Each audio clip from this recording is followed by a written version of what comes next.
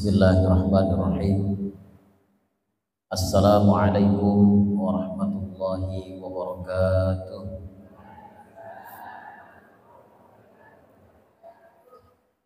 Yang saya hormati pimpinan cabang Muhammadiyah Brno, yang kami hormati pimpinan ranting Muhammadiyah derajat 2,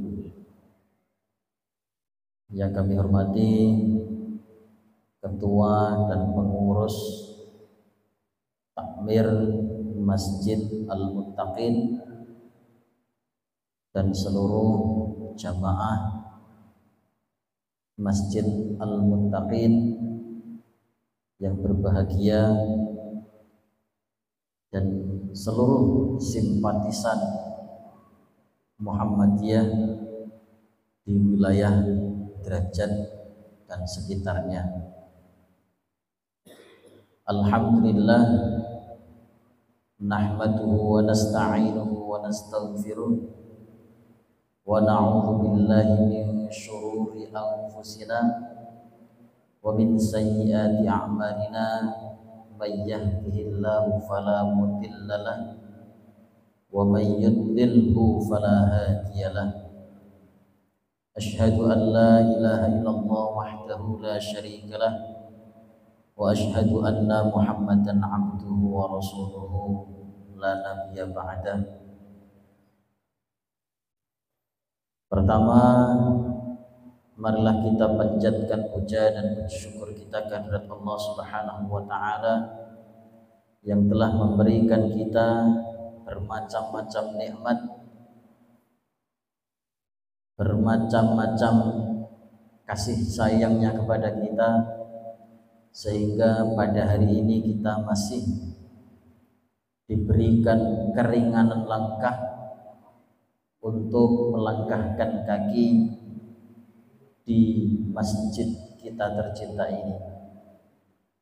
Salawat beriringan salam tak lupa kita haturkan kepada junjungan kita Nabi Agung, Nabi besar Muhammad sallallahu alaihi wasallam, yang telah menuntun umat manusia dari zaman jahiliyah menuju zaman yang insya Allah penuh berkah. Amin Allahumma amin. Bapak Ibu yang dirahmati oleh Allah, ini adalah pertama kali saya di sini. Sampun tepang apa dereng? Tak bedhe. Kula boten biasa dicawisi wedan jae wis kaya kiai. Biasanya karo banyu kan gitu. Sakderenge perkenalan nggih, pepatah mengatakan tak kenal maka ta'aruf. Tak kenal yang ta'aruf, perkenalan. Kula namine Sunki Mahmud Sultan. Aneh kok nggih. Sunki nek jare wong disun ning pipi kiri. Tapi mboten. Sun niku asmane bapak kula, Ki niku asmane ibu kula. Bapak kula asmane Sun, Sunan. Ibu kula Ki Zakiyatun. Bapak kula asline Samberan, ibu kula asline Perbugan. Enten sing tepang bapak kula. Nggih, bapak kula niku artis terkenal.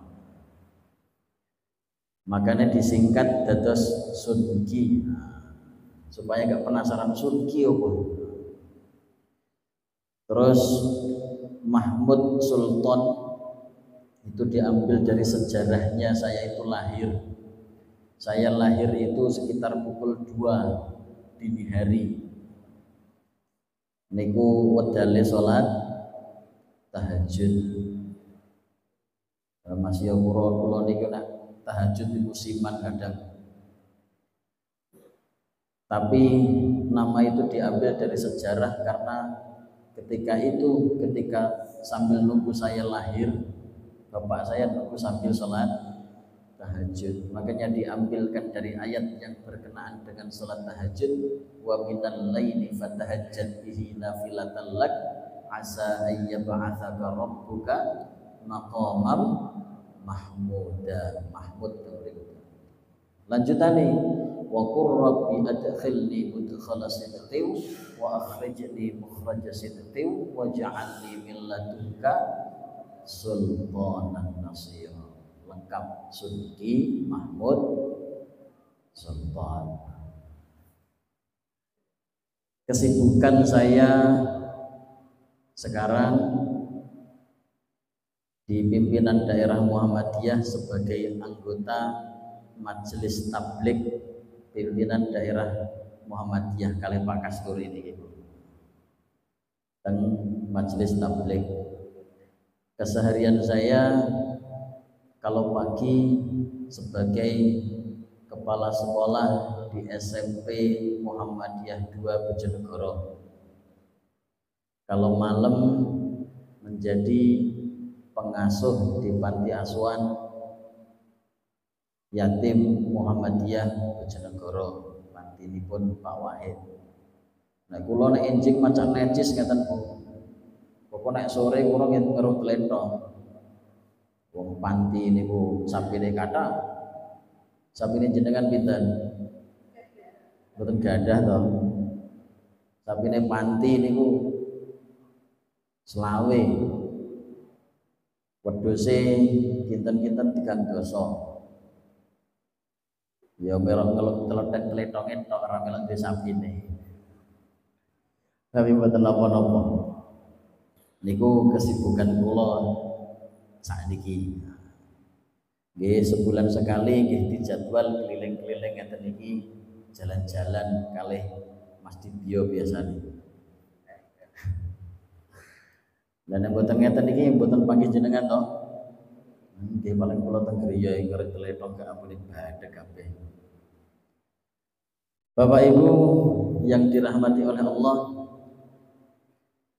ada satu ayat yang ingin saya sampaikan di sini sebelum kita mulai kajian ini, yang bunyinya ini surat At-Taubah ayat 122, yang bunyinya A'udzu billahi minasy syaithanir rajim.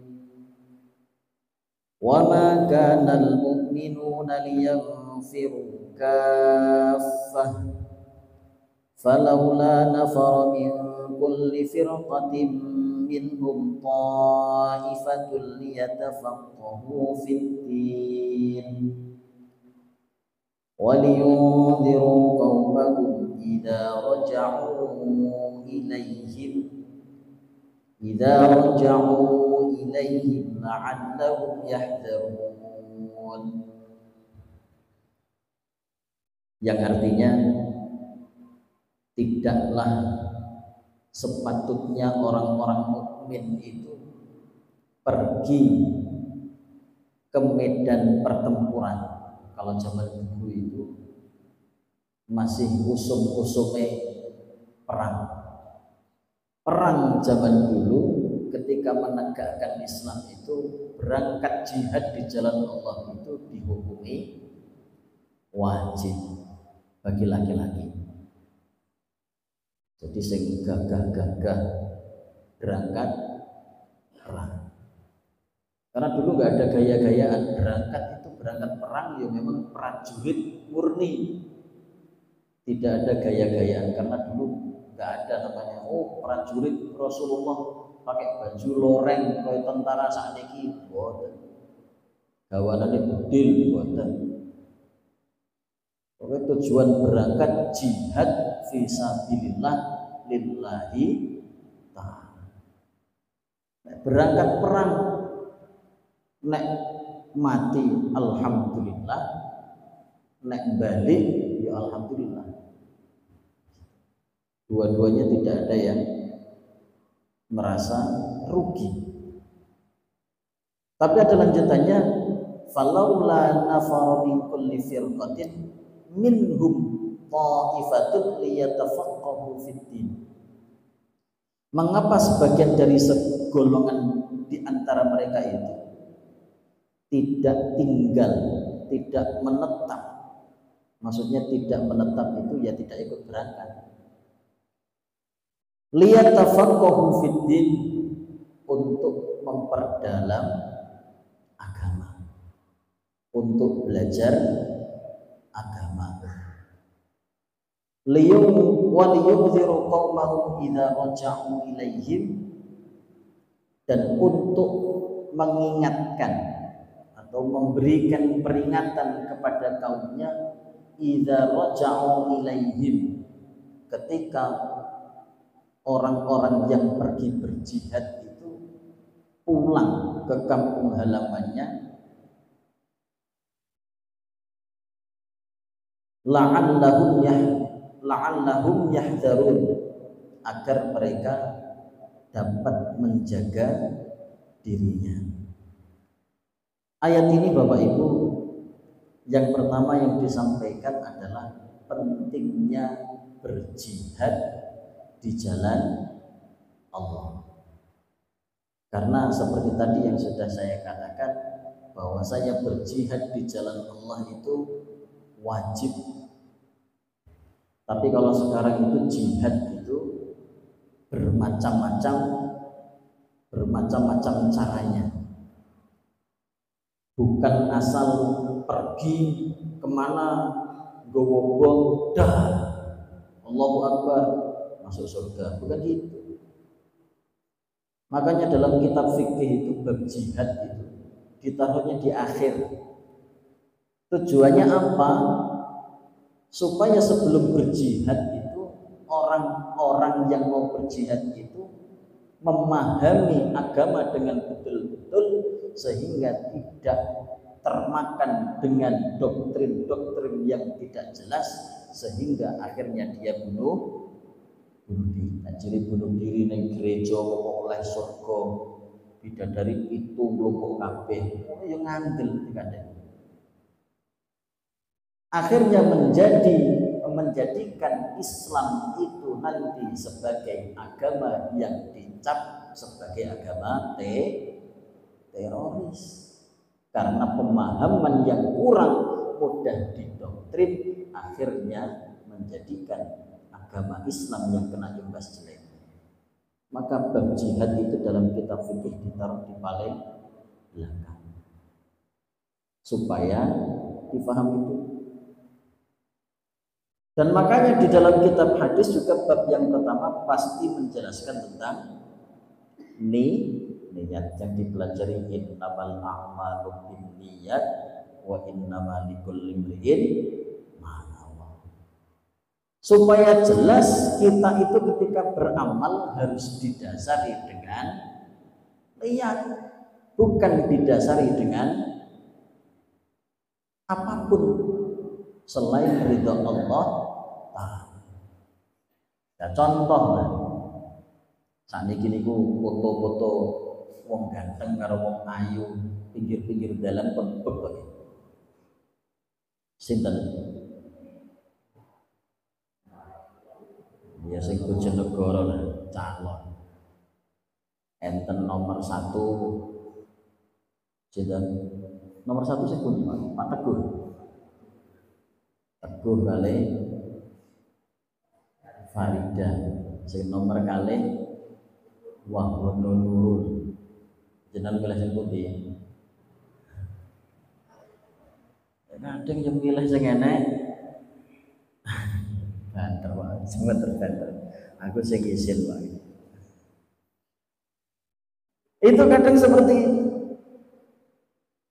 orang-orang yang ingin mendapatkan kekuasaan duniawinya, dia ingin mendapatkan sesuatu itu dengan menghalalkan segala cara. Laki-laki ini macam Islami, ketunan dan lain sebagainya. Monggo karepe jenengan apa mungkin nek kula dados kula paringi. Masjid niki kirang napa?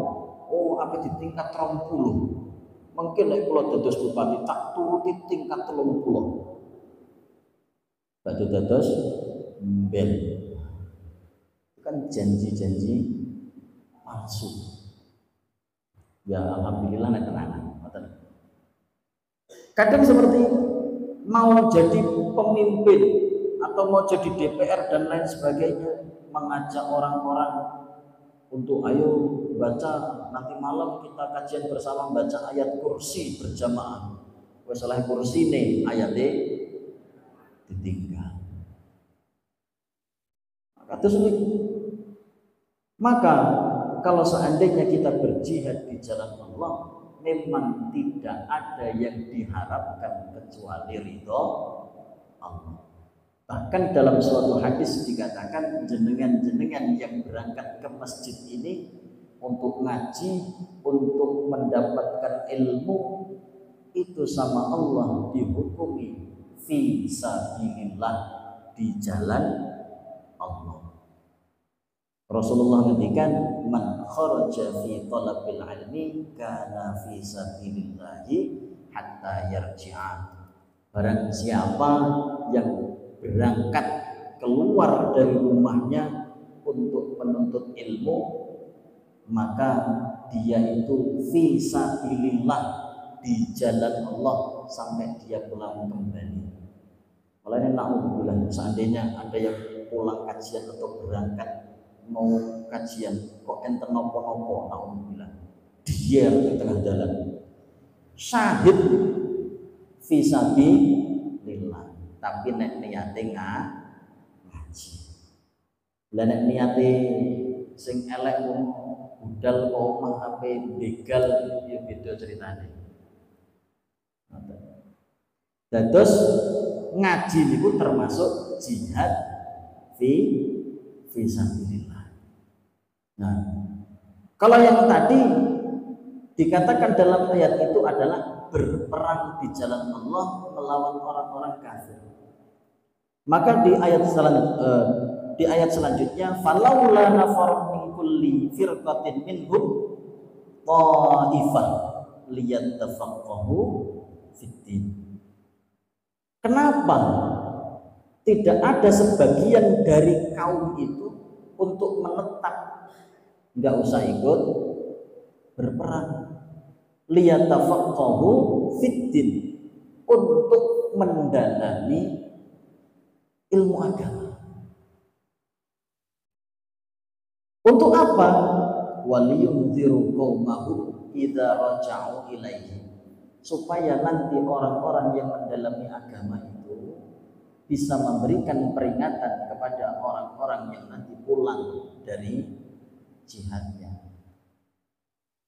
Dan seperti kita ini, kadang-kadang keadaan kita itu di era sekarang itu, orang tua itu menginginkan anaknya itu sukses. Tapi definisi sukses yang periki ini pun apa? Sukses itu biasanya orang di sini kan mengatakan yang uangnya banyak, punya rumah di mana-mana. Nek bapak-bapak ini istrinya sampai 4, enten sekali. Ada yang pangkatnya tinggi. Pokoknya kalau sudah mempunyai 3 harta, tahta, wanita, itu berarti sukses. Lenek jenengan umpami gadah nopo garwa istri, kok dilamar karo pejabat,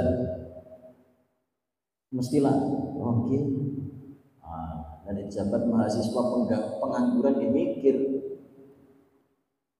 Itu kan biasanya soalnya kita memang masih pola pikir kita masih harta, tahta, wanita, itu berarti sukses.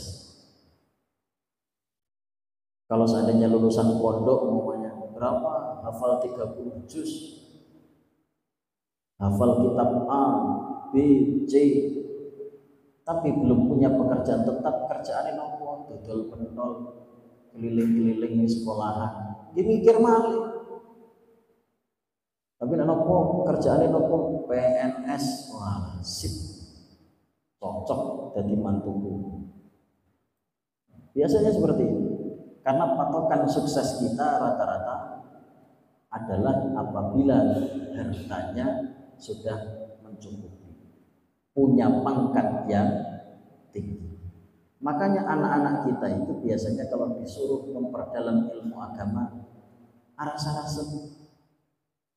Karena mungkin sebagian dari kita juga untuk memberikan contoh kepada anak itu kurang. Contoh ada sebuah sekolah di kota, ada sebuah sekolah yang menurut saya itu motonya bagus,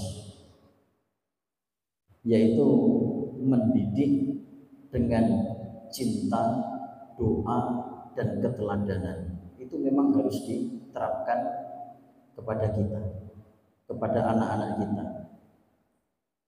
Yang pertama memang mendidik dengan cinta. Sudahkah kita mendidik anak-anak kita dengan cinta? Dengan cinta atau dengan omelan kira-kira? Nah ibu-ibu kan biasanya pun biasa gitu. Oh Saidi. Mendidik dengan cinta itu kan harus dengan bahasa yang lembut, orang bentak, sedikit-sedikit apa dikandani bolak-balik. Mendidik dengan cinta itu ya sulit kadang. Yang sulit itu kadang kontrol emosi. Tapi ibu-ibu sebenarnya seperti itu juga iki bukti cintaku ning gone anakku, kadang seperti itu. Nah, terus selanjutnya mendidik dengan doa. Kadang kita itu pengen anaknya sukses, pinter, solihah, tapi kadang kita lupa sama yang membuat anak itu. Yang membuat anak itu siapa? Allah. Aku kalau bojoku perantara mawon itu. Yang menciptakan anak itu kan Allah. Tapi kadang kita lupa dengan yang membuat anak itu, yang menjadikan dia itu dari setetes mani yang nanti bisa menjadi anak, yang nanti juga bisa menjadi dewasa, tapi kita lupa. Makanya pernah itu ada wali murid datang kepada saya, pripun Pak, yoga kula niku pun ngeten tak elingno ngeten kok cek pancet. Iki kuncine setunggal Pak. Jenengan salat tasik bolong-bolong. Lah niku Pak. Oh tasik dereng saged. Lha kuwi lawang. Lah wong salat kurang iso jangkep pengen anake soleh. Itu yo lucu. Ya kadang kita itu pengen anak kita itu soleh, cuma kita belum bisa mensolehkan diri sendiri. Maka peran kita itu mendidik dengan cinta, selanjutnya didoakan, berarti kita meminta kepada Allah supaya menjadikan anak ini menjadi soleh. Itu kan yang penting. Terus selain cinta, selain didoakan, itu juga ada memberikan yang lebih berat lagi, yaitu memberikan keteladanan. Memberikan keteladanan itu sulit, karena menurut para ahli memberikan keteladanan satu saja itu lebih baik daripada memberikan 1000 ucapan. Karena anak itu adalah peniru yang sangat ulung, peniru yang sangat hebat. Makanya ada pepatah mengatakan bahwasanya guru kencing berdiri, murid kencing berlari. Niru lebih parah daripada yang memberi contoh. Kalau kita beri contoh yang baik, juga anaknya baik. Dan umpami bapak ibu mboten nate ngaji, gak tahu nek omah jenenge buka Al-Qur'an. Tapi anaknya dikon budal TPA terus. Lha suwe-suwe anake gak pegelen. Ya suwe-suwe pegelen wong ning omah ra tau diwarai. Jajan bapake nek wayah poso melok darusan ning masjid. Ora melok ngaji, kur melok ngombe kopi. Lah kok berharap anaknya pinter ngaji? Ya barangkali bisa, tapi awabot. Mungkin bisa, tapi berat. Maka yang ringan untuk menjadikan anak menjadi solih dan solihah yaitu ditambahi dengan yang namanya keteladanan. Kalau seandainya nanti anak itu sudah jadi anak yang soleh, maka akan kita masuki apapun itu mudah. Gak bantahan sama orang tua, manut, waktunya sholat, karena sebenarnya semua itu karena kebiasaan. Jenengan nek pun biasa tahajud umami, lho kok tangi pas adzan subuh, iku rasanya kisuk nopo kawanan.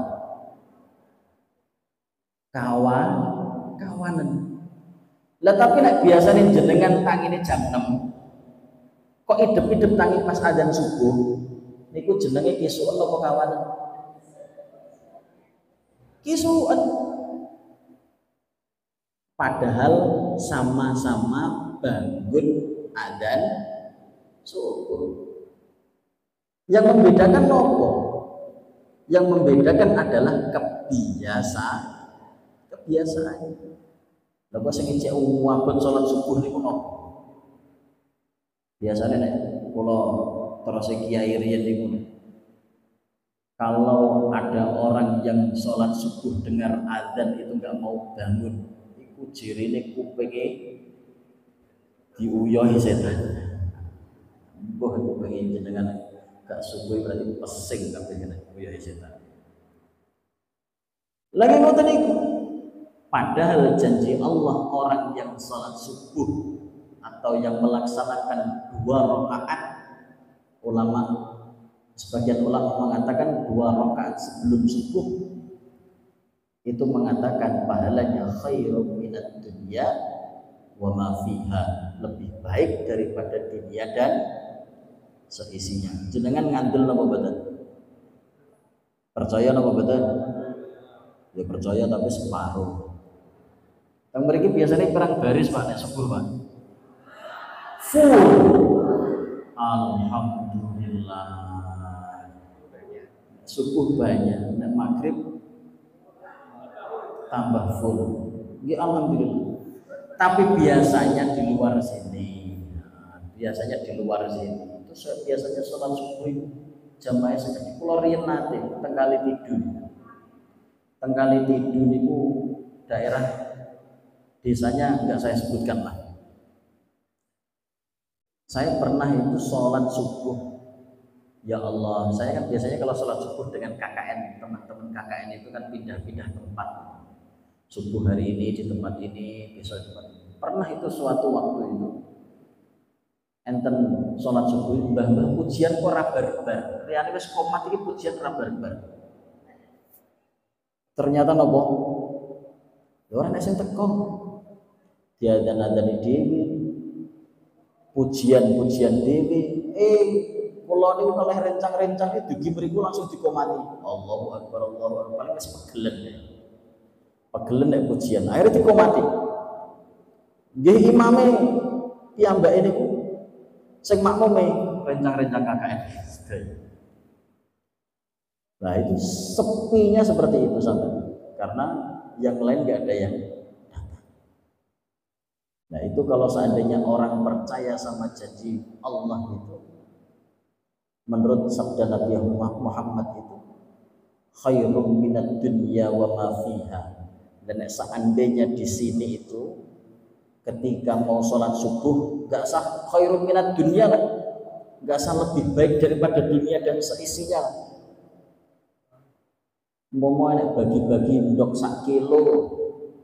Barang siapa yang sholat subuh jamaah tidak terlambat dengan 2 rakaat sebelum subuh di Masjid Al-Muttaqin mendapatkan telur 1 kilo. Kira-kira jenengan luweh percaya takmir napa luweh percaya Gusti Allah? Gusti Allah ya iya Pak, takmir ya iya. Nah, kadang-kadang kita seperti itu. Sedangkan iman itu diucapkan dengan lisan, diyakini dalam hati, dilaksanakan dengan perbuatan. Kadang kita itu iman, percaya. Tapi nek nglakoni abot. Ikulah menungso. Manusia ya seperti itu. Kadang kita mengucapkan itu mudah, tapi melaksanakannya sulit. Makanya Allah berfirman, kabura maqtan 'indallahi an taqulu ma la taf'alun. Maka dibenci sama Allah itu orang-orang yang mengucapkan apa-apa yang dia tidak lakukan. Itu. Oleh karena itu, dalam menuntut ilmu itu, faham tentang agama itu harus kita yakini dengan sebenar-benarnya. Terutama adalah masalah tauhid. Tauhid itu apa? Tauhid itu adalah mengesahkan Allah, bukan hanya mengesahkan Allah tok, tapi juga menjalankan semua perintah-perintahnya dan menjauhi segala larangan-larangannya. Itu tauhid mungkin abot. Nek enggak yakin jelas berat. Tapi kalau seandainya yakin, insya Allah semuanya ringan. Nah, makanya kita itu kadang itu dalam realita kehidupan itu banyak keimanan kita itu terganggu. Kadang itu ada terganggu karena kegiatan-kegiatan sosial. Bahkan kadang itu ada kegiatan-kegiatan di masyarakat itu yang tidak sesuai dengan syariat Islam. Ya contohnya saja, contoh sekarang sepertinya enggak ada. Dulu itu di kota itu setiap hari jadi atau apa itu kan ada yang namanya karnaval. Bukan karnavalnya sebenarnya yang salah, tapi adalah orang-orangnya yang biasanya mempersiapkan itu dengan tidak semestinya. Tapi iyalah, make up itu mulainya jam 2 malam sudah make up. Lah kok melakukan sampai jam pinten? Kadang sampai jam 3, kadang sampai jam piro. Sholat subuh lewat, sholat duhur lewat. Tapi iya pas sholat subuh wong dikai sayap sakmono gedine. Wong kaya layangan. Lah mau sholat gimana? Akhirnya sholatnya ditinggalkan demi karnaval. Badai karnaval nggih monggo. Cuma itu diatur dengan sedemikian rupa supaya tidak melanggar syariat. Lagi, pokoknya sesuatu yang kira-kira mengganggu pelaksanaan ibadah itu lebih baik diminimalisir kalau bisa dihilangkan. Maka kita harus menjaga itu semuanya supaya keduanya jalan. Karnaval budaya jalan, tapi syariat juga jalan. Kadang kita juga lupa, kita mengerjakan suatu ibadah umpamanya. Jangan ibadah, kadang kita juga ada yang namanya karnaval, bukan karnaval biasa, tapi karnaval son. Winginane kula teng Kediri niku bulan lalu. Enten karnaval tapi karnavalnya karnaval son. Son apa niku nek aran ini? Oh, hur. Jadi sonnya jejer-jejer sampai mendatangkan dari luar kota. Karena sonnya son hur, karnaval son hur. Udah giopo. Terus nek krungu iki atine ayem apa piye? Itu kan sesuatu yang sebenarnya tidak berguna. Karena Rasul pun juga mengatakan inna min husni islamil mar'i tarkuhu ma la ya'nihi.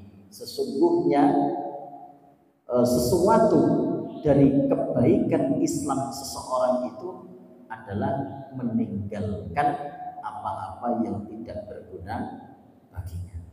Ya kok yang mungkin gak berguna, nek pengen suara banter niku, son cilik niku langsung pat ngono kuping. Krungu banter tapi krungu. Gene ku enten malih.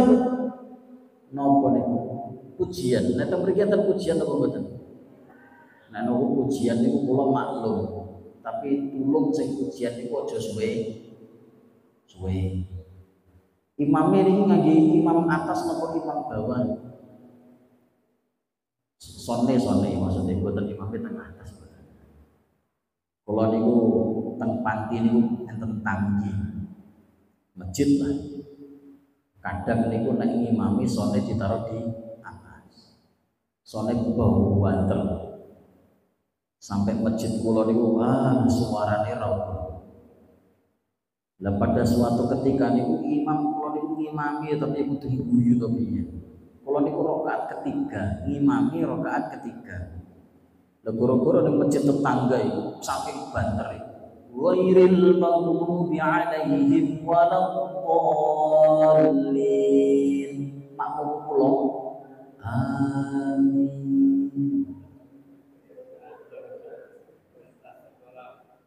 Ngono ki umpama aku protes, kok aku dindo. Jirine aku anti Al-Qur'an. Ini bukan masalah Al-Qur'ane. Kula nggih maos Al-Qur'an sami mawon. Cuma carane sing kurang pas. Tapi iyalah iki makmum-makmumku. Makmume kono dhewe kan cukup didengarkan sama makmumnya sendiri. Pakai son atas bawah tuh. Mbah makmume sing gak konsen tapi kan ya tetep ganggu.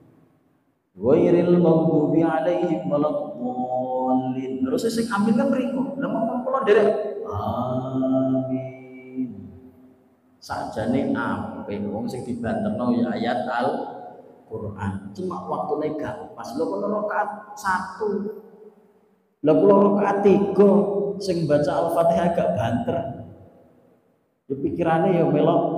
Amin. Masya Allah. Bukan pujiannya. Kadang yo nenten pujian pengen nerok apa kula hafal.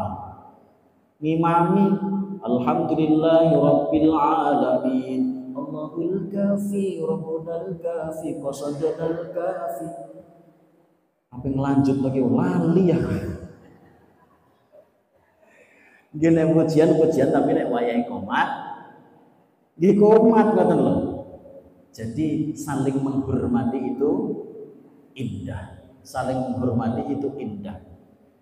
Itulah yang paling indah itu adalah menempatkan sesuatu pada tempatnya.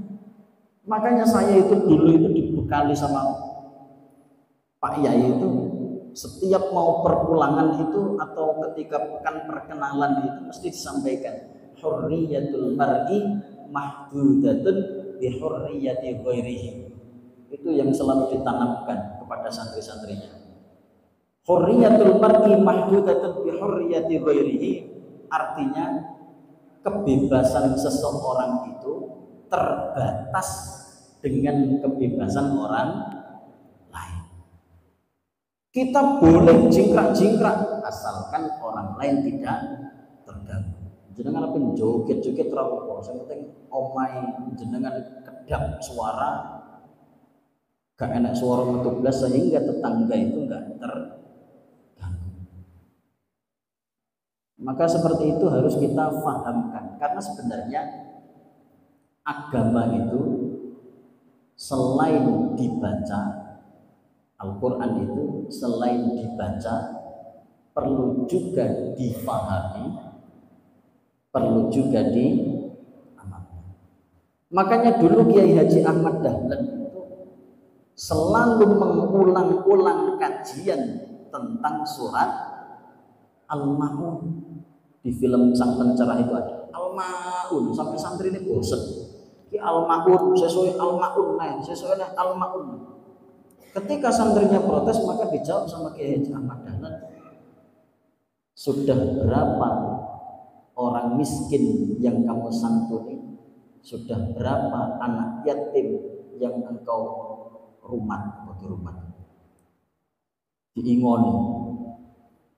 Kalau belum berarti ngaji surat Al-Ma'un itu tidak ada apa-apanya, karena belum praktek. Itu yang sulit memang prakteknya. Itu sekarang yang diterapkan itu sebenarnya itu. Di dinas pendidikan itu sekarang kurikulum merdeka itu juga ada yang namanya literasi numerasi. Dan literasi itu bukan hanya sekedar membaca, siswa juga dituntut bisa memahami, terus setelah itu bisa mengamalkan, mempraktekkan dalam kehidupan sehari-hari. Saya ngambut nih. Lah kita itu tingkatannya juga seperti itu. Kita dulu ketika masih TPA umpamanya, baca Al-Quran itu sulit toh. Meningkat lagi, kita belajar lagi, bisa membaca Al-Quran. Tapi hanya sekedar membaca, membunyikan Qul huwallahu ahad. Artinya apa? Enggak tahu. Karena memang tingkatannya masih membaca, atau bahasanya hanya baru bisa mengeja. Nanti kelamaan kita akan belajar lagi, tahu namanya maknanya, arti dari Al-Quran itu sendiri. Maka nanti setelah kita membaca, bisa paham. Kalau paham itu nanti kita bisa mempraktekkannya. Maka dalam beragama itu bukan berapa kali kita menghatamkan Al-Quran. Loh, khataman Al-Quran itu penting. Ada pahalanya, ada. Cuma semua itu memang harus dibarengi. Selain kita membaca Al-Quran, kita harus memahami Al-Quran. Memahaminya lewat apa? Lewat pengajian, lewat baca kitab, atau kitab-kitab sekarang sudah banyak kok. Jenengan kula mboten saged bahasa Arab. Banyak buku-buku sekarang yang sudah diterjemahkan, kitab-kitab yang sudah diterjemahkan dalam bahasa Indonesia banyak. Di Muhammadiyah sendiri juga ada kan, HPT, TJA dan lain sebagainya, itu juga sudah. Jadi untuk memperdalam pengetahuan kita memang ya perlu seperti itu, minat untuk membaca. Setelah itu kita memahami, dan yang terberat adalah mengamalkan. Karena ilmu itu kalau tidak diamalkan, maka ibaratnya seperti pohon yang tak berbuah. Al-ilmu bila amalin kasyajari bila samarin. Jenengan ya masih bermanfaat, ilmunya masih bermanfaat, tapi manfaatnya kurang. Kados jenengan tandur peleme mboten woh, niku enten manfaatnya napa mboten? Enten giyup-giyupan, sendenan sepeda ontel, Sepeda motor kita gak mungkin lah disenderno ning gone kuwi pelem. Ya paling sing ngarit gamen iki. Setir gawur. Karena itu manfaatnya, tapi tidak sesempurna manfaatnya apa dibandingkan dengan buahnya lebat. Ya nek seneng buahnya lebat kan ya kena kesenderan sepeda, oksigen ya dapat, ya ento telek codot. Ya entuk buahe, ya kadang gak entuk buahe tapi oleh ceblokane codot itu codot itu kok pinter golek ketok aja ijo-ijo esoke kromo. Itulah codot pintere. Nah, itulah ilmu seperti itu. Oleh karena itu memang kita beragama itu harus didasari dengan yang namanya niat untuk memperdalam agama. Kalau dalam Muhammadiyah itu kita itu memahami agama itu harus dari 3 aspek. Yang pertama adalah kita memahami agama itu dengan apa namanya? Bayani nopo dengan nopo dalil. Kita memahami agama itu harus dengan dalil. Ya memang dalam beragama itu harus menggunakan dalil yang sesuai. Jenengan kok poso, kok dalilnya itu kan sahur niku wedale pas nopo? Sahur niku pas imsak nopo pas adzan subuh?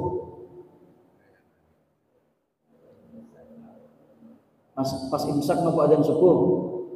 Nah, biasanya memang di Muhammadiyah itu istilahnya di kalender lazisme itu sudah dirubah imsak itu sekarang diganti menjadi at-tanbih kalau nggak salah. Karena memang pengertian dalam fikih dikatakan asyam atau as-saum huwa al-imsak. Imsak itu artinya menahan diri.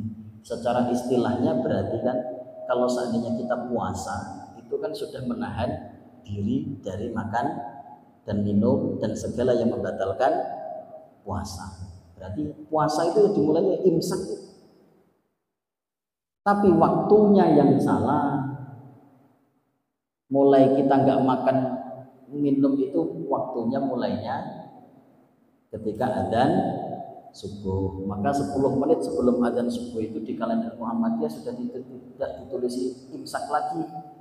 Ditulisnya at-tanbih atau apa gitu. Pokoknya yang artinya peringatan kalau sebentar lagi imsak itu sudah menahan diri. Waktunya imsak itu kapan? Ketika adzan subuh. Itu harus dipahami. Jadi dalam memahaminya seperti itu. Dalilnya mulainya adalah ketika adzan subuh dimulai dan bukanya ketika matahari terbenam, yaitu ketika adzan maghrib. Gak bisa kalau kita tanpa dalil. Jenengan ganjaran itu ben tambah akeh. Aku poso tak sahur jam 3, aku bukaku jam 9. Gak bisa. Atau sholat isya itu berapa? 4 rakaat ben ganjaranku double tak tambahi 5. Ya gak ada dalilnya, ya gak bisa. Karena beragama itu harus berdasarkan dalil, bayani. Yang kedua adalah burhani. Napa niku burhani? Kalau di Muhammadiyah itu memahami juga dengan burhani, yaitu dengan akal. Difahami juga dengan akal. Maksudnya gimana? Contoh seperti ini. Kalau seandainya itu harus memahami bahwasanya semua itu ada sebab dan akibatnya. Itu akal manusia itu seperti itu. Akal manusia itu kita itu memahami, manusia itu rata-rata memahami ada akibat, pasti ada sebab. Biasanya dalam pepatah dikatakan ada asap, gimana sih?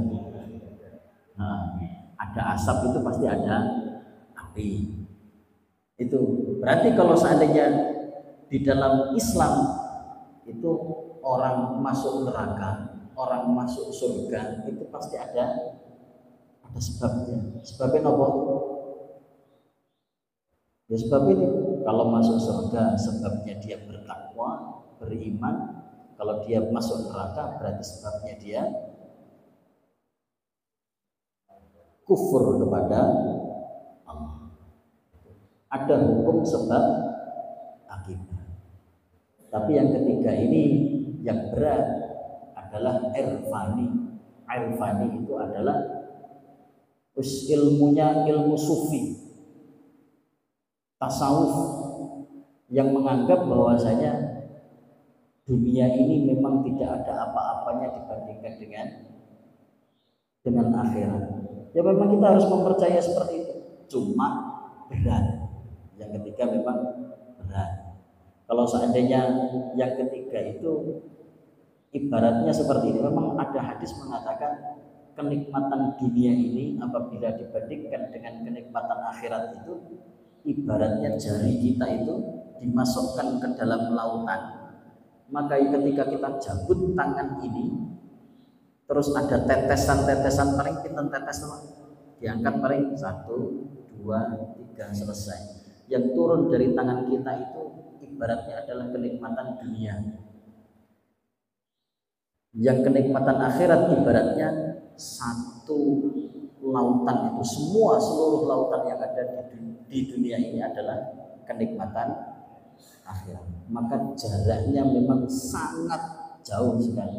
Tapi rata-rata orang itu milih kenikmatan dunia. Kenapa? Karena yang kelihatan ini, manusia itu kan kadang realistis. Enak iki yo. Sing ketok iki kok mati kan rong karuan, mlebu surga pun neraka. Mikire kok. Nah, makanya itu kita harus memahami dengan betul apa-apa yang kita kerjakan di dunia ini pasti nanti ada timbal baliknya kepada kita di akhirat nanti. Kita menanam kebaikan pasti nanti kita di akhirat juga akan mendapatkan kebaikan. Balasannya akan berlipat-lipat ganda. Maka dalam Al-Quran, man jaa bil hasanati falahu asyru amsalihha. Barang siapa yang memberikan satu kebaikan saja, maka dia akan dibalas dengan 10 kebaikan. Berbalik lagi, orang kalau memberikan satu kejahatan, maka dia akan hanya dibalas dengan kejahatan yang sama. Kurang penak di Islam. Tapi rata-rata dari kita itu untuk mengamalkan itu masih sulit. Karena memang realistis. Oleh karena itu, Bapak Ibu yang dirahmati oleh Allah, marilah kita memahami agama ini dengan betul, supaya jangan agama ini bukan hanya dibunyikan saja, bukan hanya difahami saja, kedua-duanya penting.